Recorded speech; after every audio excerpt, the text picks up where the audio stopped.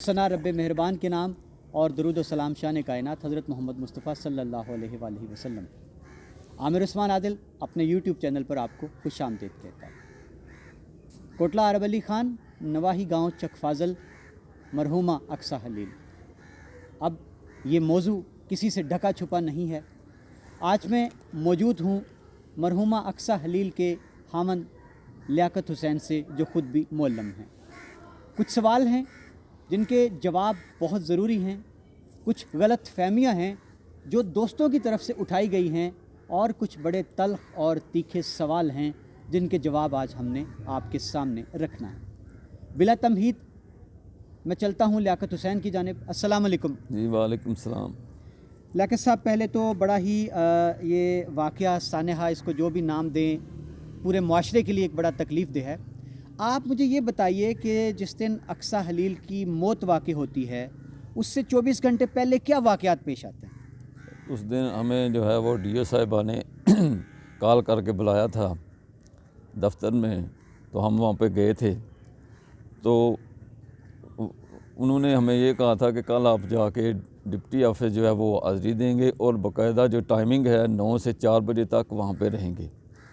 तो हमें कुछ सोर्सेज से मालूम हुआ था कि उस दिन दफ्तर में इंक्वायरी रिपोर्ट जो है वो पहुंच चुकी थी, लेकिन हमें बजाय इंक्वायरी रिपोर्ट देने के जो हमें जो है वही एक थ्रेट किया गया था कि आप डिप्टी दफ्तर ही जाएं और वहाँ पर जाकर आपने 9 से 4 बजे तक हाज़री देनी है। अगर आप वहाँ नहीं रहेंगे तो फिर जो है आपकी तनख्वाह बंद कर दी जाएगी, आपकी एब्सेंटी शो होगी।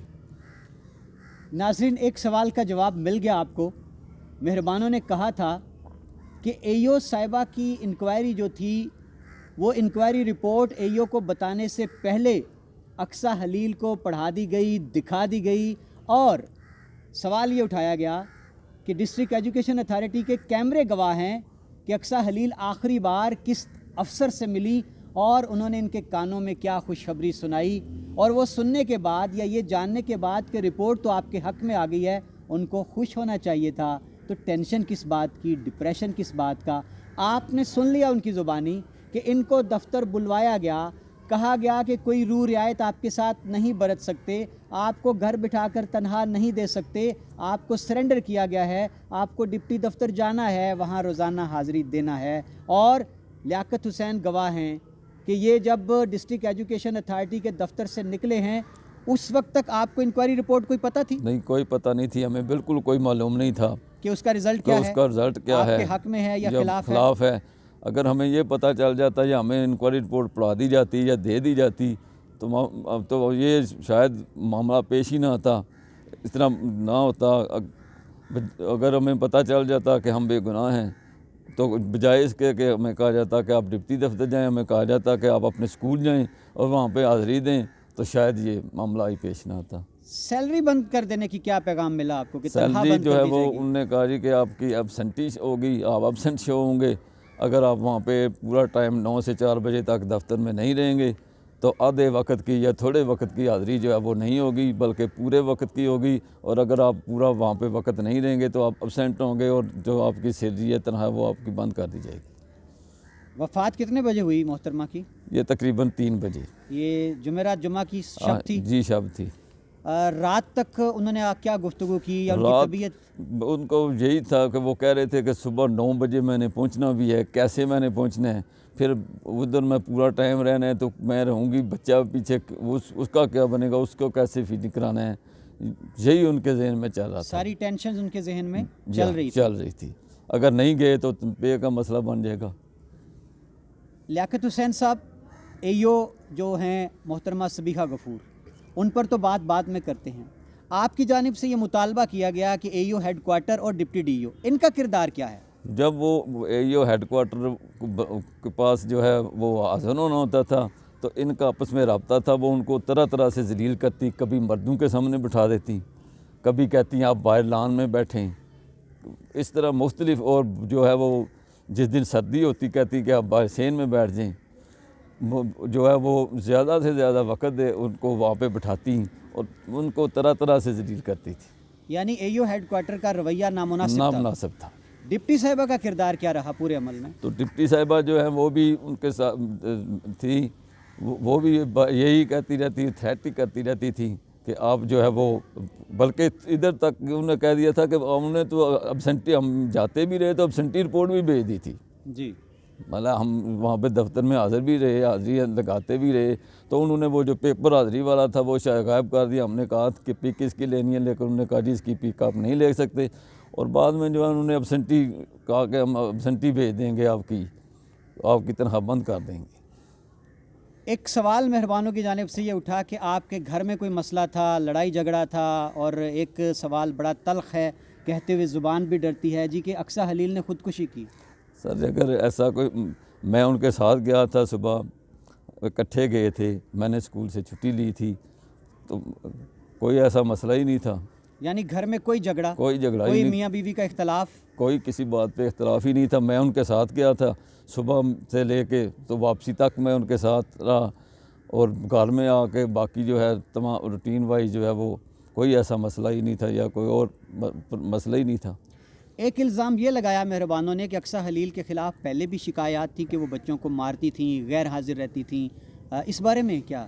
سر اگر غیر حاضرانی کی بات ہے تو وہ تو رجسٹر حاضری جو ہے وہ اس چیز کا ثبوت ہے، جی، تو باقی مار جو ہے بچوں کو، وہ ان میں تو اتنے تھی ان کی جسمانی جو حالت ہے وہ دیکھ کے ہی سب افسران نے کہا تھا کہ یہ تو ایسا کر کر نہیں نہیں سکتی۔ اور جو ان کو پرابلم تھی ویژن کی، وہ پیدائشی تھی، وہ موروثی تھی؟ جی وہ موروثی تھی۔ ایک سوال کا جواب دیجیے گا کہ کچھ باتیں سامنے آئیں انکوائری کے دوران کہ اقصیٰ حلیل نے غالباً یہ کہا کہ جو ایو صاحبہ ہیں وہ کار دھلواتی تھیں، اور اس پر زیادہ وہ کوئی معاملہ خراب ہوا، یہ کیا ہاں بات یہ ہے؟ بچوں سے وہ کار واش کرواتی تھیں، اس کے علاوہ بچوں کو ذاتی کام کے لیے اپنے یہ پکوڑے سموسے جو اس کے لیے بھیجتی تھیں، تو جو والدین تھے وہ کیونکہ وہ وہاں پہ ٹیچر تھے، ان سے شکایت کرتے تھے کہ یہ جو ہے کام ٹھیک نہیں، تو جب انہوں نے یہی یہ صاحبہ کو سمجھایا کہ یہ والدین جو شکایت کرتے ہیں کہ بچوں سے ایسا کام نہ لیا جائے، تو اس بیس پہ ہی انہوں نے ذاتی اناد بنا لی تھی، اور محض ایک دن کی جو چھٹی لی بھی ہوئی تھی اس کو بنیاد بنایا۔ اور یہ چھٹی کا قصہ کیا ہے؟ اس چھٹی کیوں لی تھی 20 دسمبر کو؟ 20 دسمبر کو وہ خود بھی بیمار تھیں، اس کا ہم نے جو ہے وہ پروف دیا ہوا، سول اسپتال کوٹلہ جو کہ ایک سرکاری اسپتال تھا اس کا، اس کے بعد ہمارا بچہ 4 ماہ کا تھا وہ بھی بیمار تھا، اس کو بھی ہم نے وہاں پہ پرچی اس کی بنوائی تھی، لیکن انہوں نے کہا جی کہ ہمارے پاس چائلڈ اسپیشلسٹ اویلیبل نہیں ہے، بچہ جو ہے 1 سال سے چھوٹا ہے، لہٰذا ہم اس کو یہاں پہ چیک نہیں کر سکتے، آپ جو ہے وہ child specialist doctor Fazeel Shahzad صاحب ان سے چیک کرائیں، تو ہم نے پھر ان سے جو ہے وہ چیک کر کے اس کا بھی باقاعدہ ہم نے وہ پروف جو ہے وہ دیا ہوا تھا کہ ہم نے بچے کو بھی 20 تاریخ کو چیک کرایا، اور خود جو ہے ان کا بھی جو ہے لگا ہوا ہے سول اسپتال کوٹلہ کا کہ انہوں نے 20 تاریخ کو وہاں سے جو ہے وہ دوائی لی تھی۔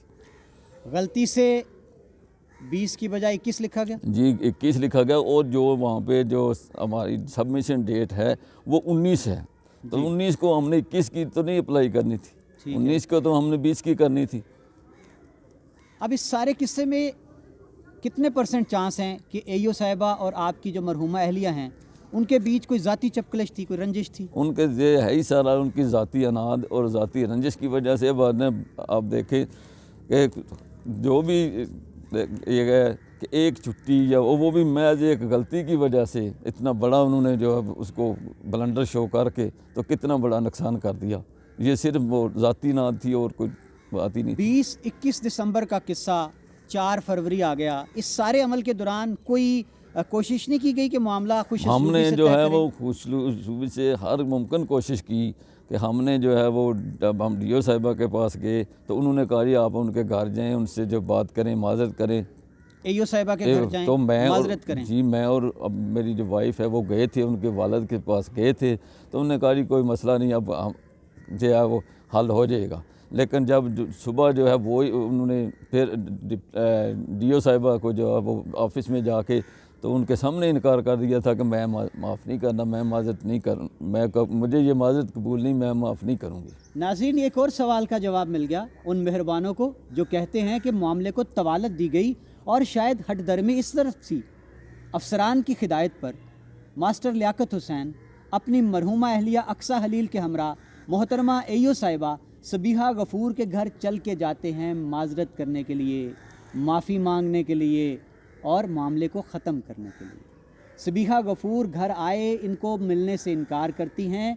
उनके वालिद ग्रामी मिलते हैं, कहते हैं मामला ख़त्म हो जाएगा, लेकिन ठीक उससे अगले रोज़ इनके बकौल दोबारा मोहतरमा अय्यो साहिबा दफ्तर जाकर अफसरान को कह देती हैं कि मैं माफ़ नहीं करूँगी। बल्कि डीओ साहिबा के सामने उन्होंने जो माफ़ीनामा लिखा हुआ था मेरी वाइफ को, उससे छीन लिया था कि मैंने माफ़ नहीं करना, मुझे इसकी ज़रूरत ही नहीं। जी नाज़रीन, माफ़ीनामा लिखा हुआ कहा कि मुझे इसकी ज़रूरत नहीं। मास्टर साहब, एक और बात मुझे पता चली कि अक्सा से कोई तहरीर लिखवाई गई थी और बाद में पता चला कि ये क्या लिखवा लिया वो गया है। जी जो गांव के लोग थे, पंचायत थी, वो भी उसमें इन्वॉल्व हुई, तो उनमें उस जो है वो भी उनने भी कुछ उन अनासर थे जो उसमें चालाकी की को उसमें जो है हमें कहा जी ये राज़ीनामा है, आप इस पे बस साइन करें तो आपका मामला ख़त्म हो जाए। लेकिन अंदर उन्होंने जो है वो ऐसी तरह तरह की तहरीर लिखी हुई थी। तहरीर कुछ यूँ थी अक्सा खलील की जानिब से कि मैं इकरार करती हूँ कि सारे जुर्म मेरे हैं, सारी गलतियाँ मेरी हैं, मैं कसूरवार हूँ और अय्यो साहिबा का कोई कसूर नहीं। ऐसा ही है जी, ऐसा ही है। और फिर ये कहा गया कि अब तहरीर, उन्होंने कहा मैं पढ़नी है, तो उन्होंने कहा जी पढ़ने की ज़रूरत नहीं, हम पंचायत जो है इस चीज़ की ज़िम्मेदार हैं, ये तहरीर ना तो कहीं पेश करेंगी ना किसी को दिखानी है, ये सिर्फ राज़ीनामा है, दो चार इसमें और राज़ीनामे के अलावा कोई चीज़ नहीं लिखी हुई, आप बस साइन करें और झगड़ा ख़त्म करें। फिर दस्तखत कर दी अक्सा ने। जी, उन्होंने कहा, क्योंकि वो पंचायत भी कह, उन्होंने प्रेशर डाला कि अगर आप ही झगड़ा नहीं जब साइन नहीं करने तो इसका मतलब आप झगड़ा नहीं ख़त्म करना चाहते, आप साइन करें ताकि बात को ख़त्म किया जाए। वो तहरीर किधर गई? वो तहरीर जो है वो फिर पहले जो है उधर ज़मानत दी गई थी, ये तहरीर जो है वो पेश नहीं होनी, सिर्फ एक माफ़ीनामा राज़ीनामा है, लेकिन वही जो है बाद में उन्होंने हर जगह जो अपने दिफा के लिए पेश किया। तो वो तहरीर पंचायत के कहने पर आपने लिख भी दी, फिर राज़ीनामा क्यों नहीं हुआ? वो क्या टाल मटोल करते रहे जी, आज हम ऑर्डर करा देंगे, कल करा देंगे, और जो फिर कोई नहीं कराया। एक और आप पर सवाल उठा कि अक्सा खलील ने खुद अफसरान को कहा कि मुझे आप मियाँ चौहान या किसी स्टेशन पे एडजस्ट कर दें।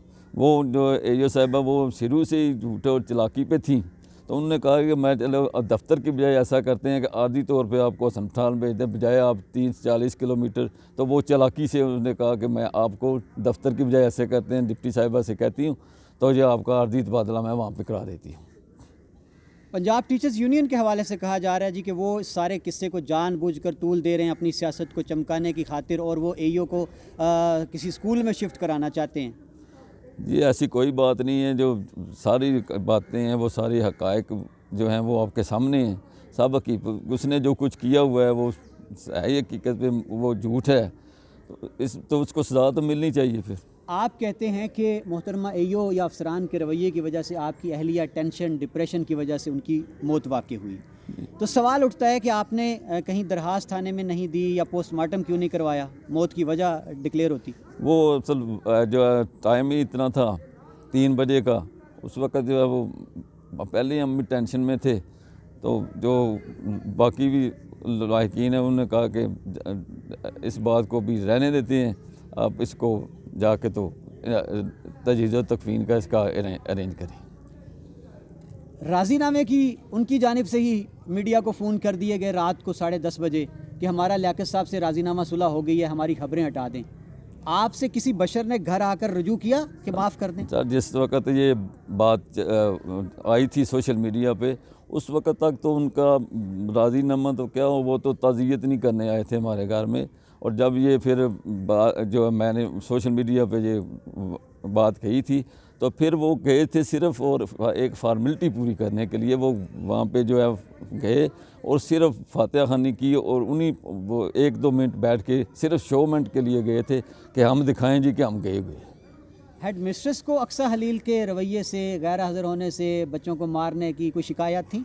उनको जो है वो, क्योंकि ये साहिबा जो है उनने इतना कि तमाम टीचर्स को, अब बाकी जाके स्कूलों से भी पूछें कि उन्होंने इतना जो है उनको प्रेशराइज़ किया हुआ है तमाम स्टाफ को कि वो उनके सामने देखें, एक टीचर जो बोली है उसने आवाज़ उठाई है और वो कहाँ तक अपने अंजाम को पहुँच गई, तो कौन इतनी ज़रूरत करेगा। फिर आखिर में अब आपका क्या मुतालबा है इंतज़ामिया से, आला हुकाम से, हुकूमत से? मेरा तो आला हुकाम से और इंतज़ामिया से यही मुतालबा है कि उनके ख़िलाफ़ कार्रवाई की जाए, जो उनको सज़ा है उनको दी जाए, تاکہ آئندہ جو ہے کم از کم ایسا کوئی واقعہ جو ہے وہ پیش نہ آئے اور کسی کی قیمتی جان جو ہے وہ ضائع نہ ہو۔ جی ناظرین، ہم نے آپ کے سامنے تمام سوالوں کے جواب جو مہربانوں کی جانب سے اٹھائے گئے، جو اعتراضات کیے گئے، جو ہمیں کہا گیا کہ میڈیا نے غلط رپورٹنگ کی ہے اور یہ بھی کہا گیا کہ دوسری جانب کا موقف نہیں پیش کیا گیا، ہم نے ان سے ہی درخواست کی کہ آپ موقف سامنے رکھ دیں۔ آج جو سوال تھے وہ سارے میں نے آپ کے سامنے ماسٹر لیاقت حسین کی زبانی رکھ دیے ہیں۔ فیصلہ کرنا آپ کا کام ہے، کون غلط ہے کون صحیح ہے۔ ایک بات تو حقیقت ہے کہ وقت گزر گیا، ان کی اہلیہ آج پیوند خاک ہو چکی ہیں، ان کے چھوٹے چھوٹے معصوم بچے اپنی ماں کی راہ تکتے ہیں۔ کوئی اندازہ کر سکتا ہے کہ اس گھرانے پر کیا قیامت ٹوٹی ہے۔ میں دوبارہ اپنے مہربانوں سے صرف یہی گزارش کرنا چاہتا ہوں کہ خدا را اپنی افسری کو ایک لمحے کے لیے ایک سائڈ پر رکھ کر انسان بن کر سوچیں، ضد چھوڑ دیں، اپنی انا کے پہاڑ سے نیچے اتر آئیں اور ایک لفظ ہے، صرف ایک لفظ اقرار کر لیں کہ آپ سے غلطی ہوئی ہے۔ بات صرف اتنی سی۔ ماسٹر صاحب، اگر وہ عناصر آج بھی آپ سے آ کر یہ اقرار کر لیں کہ اس سارے عمل میں وہ غلط تھے، انہوں نے اذیت دی، ٹینشن کا باعث بنے، تو پھر آپ کا رویہ کیا ہوگا؟ دیکھیں جب اب اتنا ہم جب پہلے ان سے معذرت بھی کرتے رہے، ہم نے ان سے کہا مطلب ہر طرح سے کہا کہ آپ اس معاملے کو رفع دفع کریں، انہوں نے کیا تو اب میں کیسے کر سکتا ہوں؟ میرا تو اتنا نقصان بھی ہو گیا تو میں اب کیسے کر سکتا ہوں؟ ان کو تو سزا ملنی چاہیے، اب جی جو ناظرین، سزا ان کی بنتی ہے ان کو ملنی چاہیے۔ ان کا مطالبہ ہے کہ اب وہ مرحلہ گزر چکا، اب جس نے جو کیا ہے، جو رویہ ہے، انکوائری رپورٹ آنے کے بعد جو مزید انکوائری ہوگی اس میں جو تعین ہوگا ذمہ داروں کا، اس کے مطابق ان کو جزا سزا ملنا ضروری ہے۔ میں آخر میں یہی کہنا چاہتا ہوں کہ الحمدللہ ہم نے اپنے ضمیر کی آواز پر تمام حقائق میڈیا کے سامنے رکھ دیے ہیں۔ مزید کسی مہربان کا ابھی بھی کوئی سوال تشنا ہے تو سوال اٹھائیں، جواب ملے گا۔ بہت شکریہ، اپنا خیال رکھیے گا۔ عامر عثمان عادل کو دیجیے اجازت، اللہ حافظ۔